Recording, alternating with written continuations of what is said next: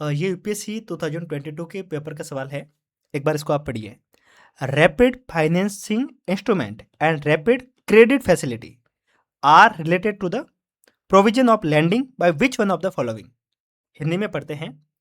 त्वरित त्वरित वित्तीय प्रपत्र, बहुत ज्यादा टाइट हिंदी है ना, और त्वरित ऋण सुविधा निम्नलिखित में से किस एक के द्वारा उधार दिए जाने वाले उपबंधों से संबंधित है।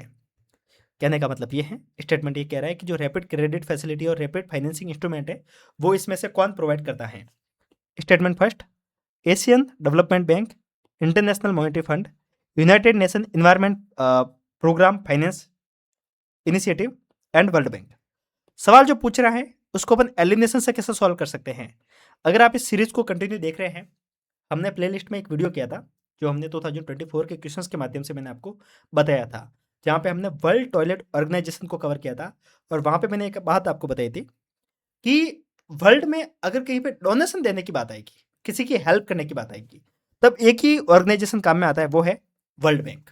ठीक है, उसमें कौन कौन से स्टेटमेंट थे उसको मैंने जब वर्ल्ड टॉयलेट ऑर्गेनाइजेशन को समझा रहा था तब मैंने इस बात को समझाया था वहाँ पे कि जो वर्ल्ड बैंक है उसका काम है डेवलपमेंट के लिए लोगों को हेल्प करना, लोगों को नहीं, कंट्रीज को, जो अंडर डेवलप कंट्रीज है उनको फ्री में लोन देना या फिर इतने कम रेट पे लोन देना जो उसकी हेल्प कर सकता है।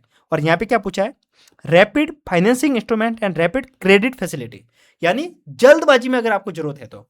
अगर अपन वर्ल्ड बैंक को समझते तो क्या बात है, वर्ल्ड बैंक लंबे समय के लिए लोन देता है कि जब कोई गरीब कंट्री है तो उसको हेल्प करने के लिए लोन दो। ठीक है, और दूसरी बात ऋण, हमने सीधी सी बात देखी है कि वर्ल्ड बैंक नॉमिनल फीस पे देता है, तो वर्ल्ड बैंक तो इसका आंसर हो ही नहीं सकता, इसको हमने काट लिया। फिर ऑप्शन नंबर सी पे आते हैं, united nation environment programme financing initiative. आप ये देखिए, जो इन्वायरमेंट को लेकर काम कर रहा है वो लोन क्यों देगा।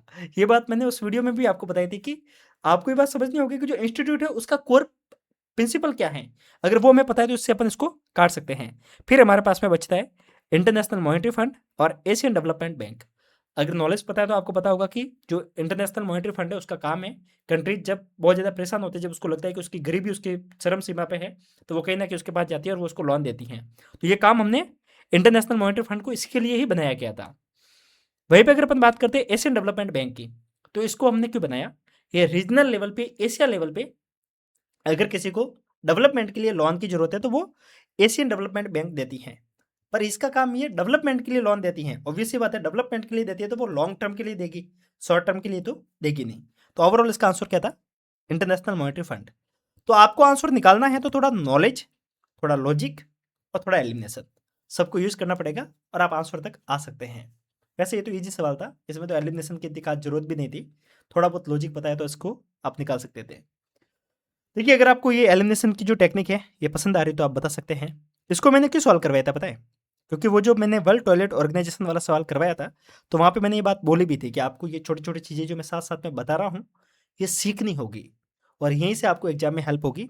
अगर आपने उसको सीखी थी तो आपको मदद हुई होगी। बता सकते हैं कि इस सीरीज़ को मुझे कंटिन्यू करना है या नहीं करना है। और अगर आप कंप्लीट पेपर को मेरे साथ में सॉल्व करना चाहते हैं तो मैं आपको नीचे व्हाट्सअप नंबर दे रहा हूँ, आप मुझे मैसेज कर सकते हैं।